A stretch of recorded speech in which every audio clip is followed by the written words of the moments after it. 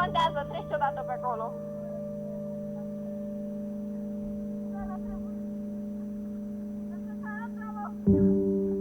Exact. După aia o să fie rândul meu. Hai, Oana. Știu că poți. Hai că o iau și pe aici, că te privă. Foarte bine, acum iau-o pe acolo.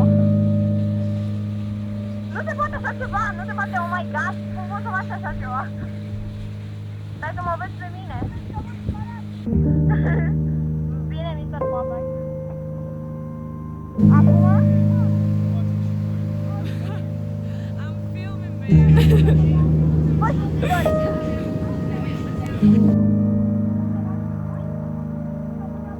Bă, ăsta e și mai mare. Și ăla toboganul focului. Hai, Oana, știu. Hai. Sănătos cu timpul. Hai. Hai! Da, nu pot, nici ce te dai pe tobogan. Bine, e rândul meu, trebuie să fac. Ia să vedem.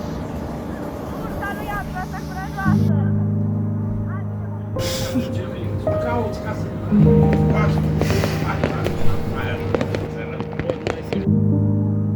este incredibil, oameni buni. A reușit. Hai.